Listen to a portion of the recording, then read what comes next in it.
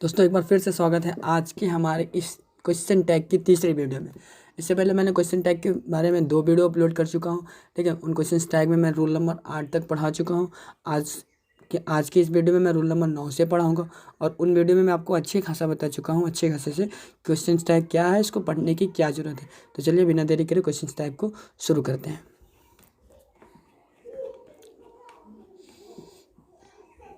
जैसा कि आपको पता है मैंने रोल नंबर 8 तक आपको क्वेश्चन टैग में के दूसरे वीडियो में पढ़ा दिया। ठीक है, आज इस वीडियो में मैं रोल नंबर 9 से पढ़ाऊंगा। तो रोल नंबर 9 हमारा क्या कहता है, ध्यान से देखिएगा।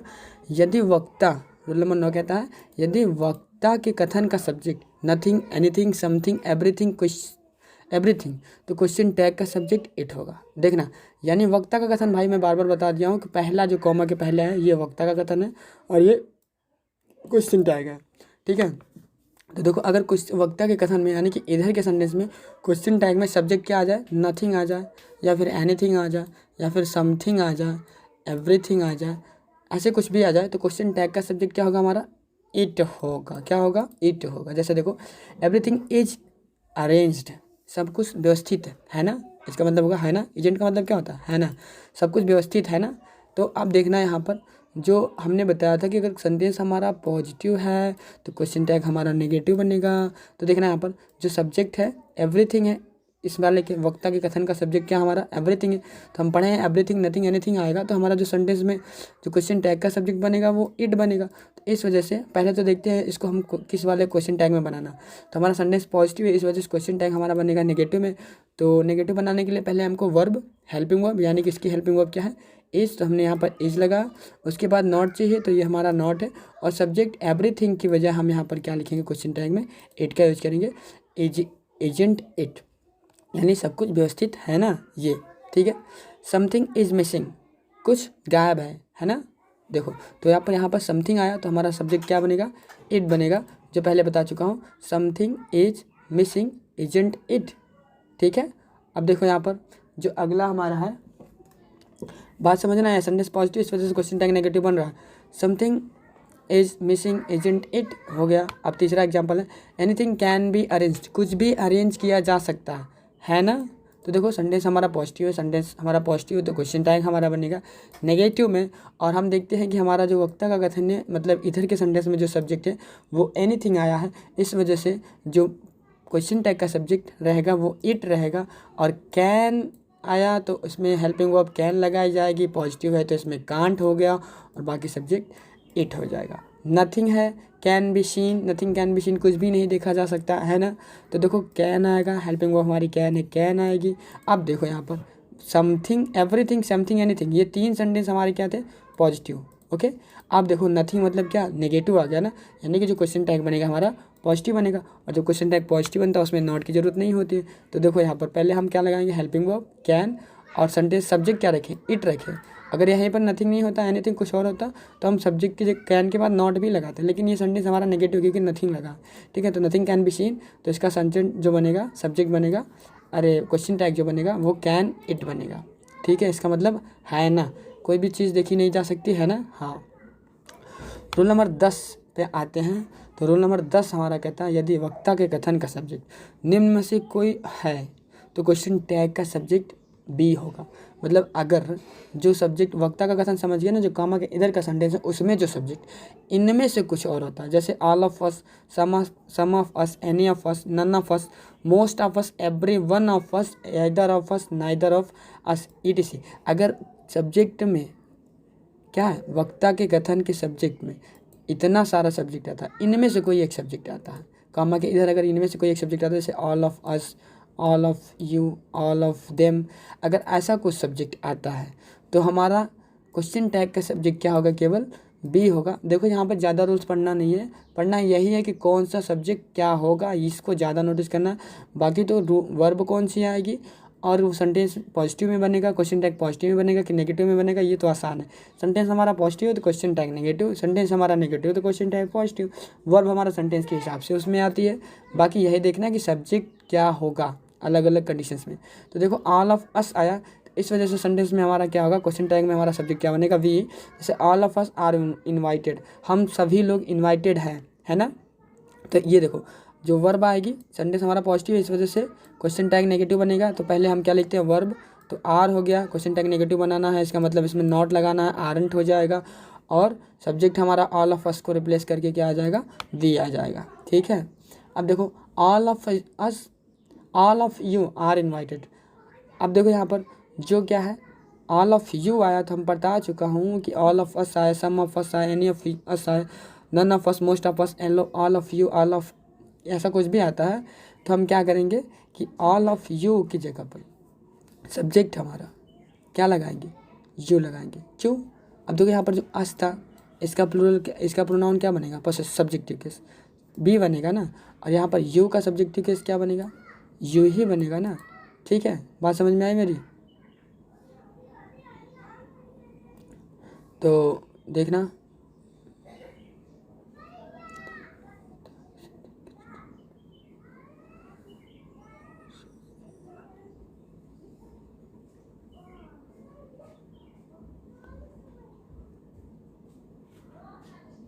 देखो जब खाली अस आएगा तभी सब्जेक्ट हमारा क्या होगा, बी होगा।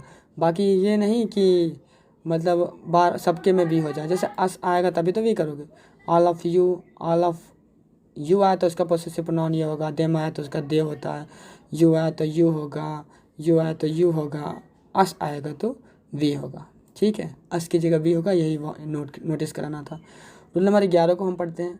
रूल नंबर 11 कहता है जब कथन में आई एम का प्रयोग होता है, देखना आई एम का प्रयोग होता है एवं क्वेश्चन टैग नकारात्मक में बनाना है तो एमंट आई कभी नहीं लिखें। देखो आप समझना मेरी बात को, एम है और उसको हमको क्या बनाना है, क्वेश्चन टैग नेगेटिव में बनाना है तो एमंट आई नहीं होता है। मैं बता चुका था शुरू के पहले ही वीडियो में कि एम आई का भी आरंट आई ही बनता है एब्रिवेटिव फॉर्म।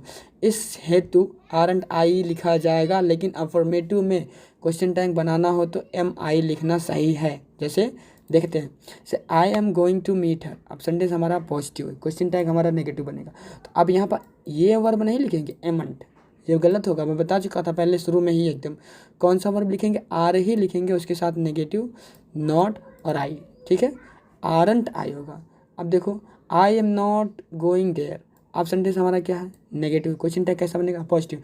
तब जब पॉजिटिव बनाना है तो हमको एम ही यूज करना है, एम के साथ आई यूज करना है, यही लिखा गया यहाँ पर। देखना कि फिर से जब कथन आई एम का प्रयोग होता है तो क्वेश्चन टैग नकारात्मक में बनाना है तो एमंट आई कभी नहीं लिखेंगे, नकारात्मक बनाना है तो एमंट आई नहीं लिखा गया है। ठीक है, इस हेतु आरंट आई ही लिखा जाएगा, जो कि आरंट आई ही लिखा गया है।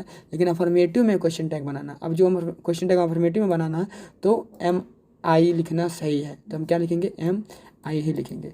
अगला एग्जाम्पल देखते हैं, आई एम योर फ्रेंड, क्या है ये, पॉजिटिव है, क्वेश्चन टैग नेगेटिव में बनेगा यानी आरंट लगेगा। तो देखो am I am your friend यानी कि आरंट आई है ना, मैं तुम्हारा दोस्त हूँ, है ना, ये कहेंगे, इसका मतलब है।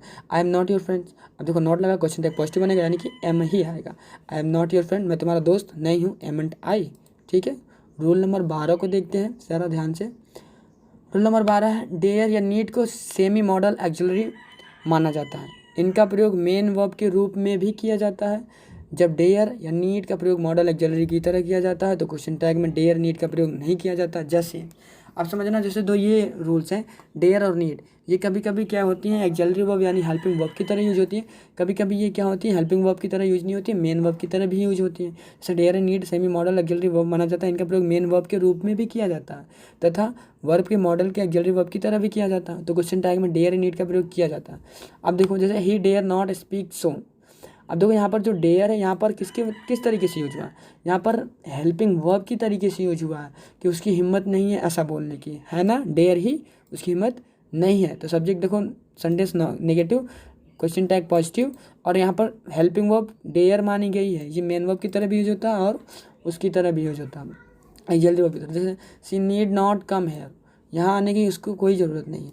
अब नेगेटिव है तो क्वेश्चन टैग पॉजिटिव बना है तो नीड सी ऐसे बनेगा। ठीक है, यहाँ डेयर नॉट एवं नीड नॉट का प्रयोग एक्सिलरी की तरह हुआ है। ऊपर आपने देखा कि डेयर नॉट और नीड नॉट हमारे एक्सिलरी यानी कि हेल्पिंग वर्ब की तरह यूज हुई हैं। लेकिन यदि डेयर या नीड का प्रयोग मुख्य वर्ब की तरह हुआ हो, लेकिन अगर यही देखो अब डेयर और नीड यानी मेन वर्ब की तरह, जैसे गो कम ये होती है उनकी तरह यूज हुआ हो, तो क्वेश्चन टैग में किसी एक्सिलरी वर्ब का प्रयोग पूर्व में बताए गए नियम के अनुसार ही किया जाता।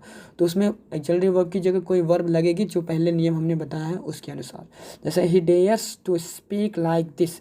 अब देखो यहाँ पर डेयर में एस जुड़ा है, इसका मतलब क्या है कि ये एक्सिलरी वर्ब की तरह नहीं यूज है, मेन वर्ब की तरह यूज है, क्योंकि मेन वर्ब में ऐसे ईस लगाया जाता है। ठीक है, यानी कि अब ये सेंटेंस हमारा क्या है, पॉजिटिव है, क्वेश्चन टैग नेगेटिव बनेगा। अब हम देखेंगे कि इसमें कोई एक्सिलरी वर्ब नहीं है, यानी कि हेल्पिंग वर्ब नहीं है। जब हेल्पिंग वर्ब नहीं होती है तो हम डू, डज या डिड का प्रयोग करते हैं सेंटेंस को पहचान कर।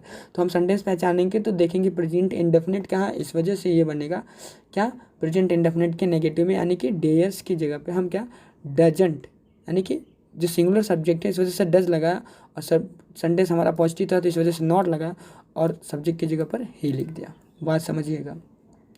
दे dare to meet the chairman don't they. अब देखो they dare to meet the chairman don't they. अब यहाँ पर भी जो डेयर यूज हुआ है वो किसकी तरह से यूज हुआ है, मेन वर्ब की तरह यूज हुआ है, एक्सिलरी वर्ब की तरह यूज नहीं हुआ है। ठीक है, इस वजह से अब हम इसको पहचानेंगे कि इसमें एक्सिलरी वर्ब क्या होगी। तो हम देखते हैं एक्सिलरी वर्ब इसमें मतलब हेल्पिंग वर्ब कुछ है ही नहीं, ना तो डू है, ना तो डज है, ना तो डिड है, ना तो इज एम आर कुछ नहीं है। इसका मतलब कि अगर कुछ भी नहीं रहता तो हमें सेंटेंस पहचानने की ज़रूरत है। सेंटेंस पहचान करके हम क्या करते हैं, डू या डज या डिड का यूज करते हैं। तो हम देखेंगे कि इसमें कोई वर्ब नहीं है और सब्जेक्ट हमारा प्लूरल है, इस वजह से हमने डू लगाया।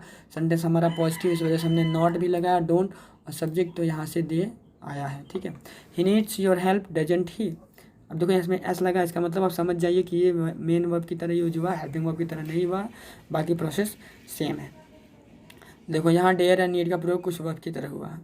रूल नंबर 13 क्या कहता है, यदि वक्ता के कथन में यूज टू, अब इसको भी समझना बहुत इंपॉर्टेंट है।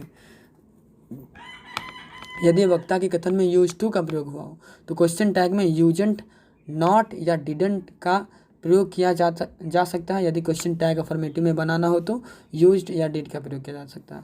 ये तो बात वही है कि मतलब यूज टू है तो नेगेटिव टैग बनाएंगे तो यूज नॉट ही लगाएंगे, और या फिर डिड नॉट लगा लो। चाहे यूज टू की जगह आप क्या यूज नॉट लगाए या फिर डिडेंट लगाए, दोनों में से कोई एक लगा सकते हैं। पर अगर पॉजिटिव में क्वेश्चन टैग बनाना तो यूज्ड और डिड लगाए, कोई एक लगाएंगे, दोनों से। जैसे she use to go to the temple, अब यूज टू की जगह पे हम क्या कर सकते हैं, या फिर डिडेंट्स लगाए या फिर रीजेंट लगाए, दोनों क्या है, सही है।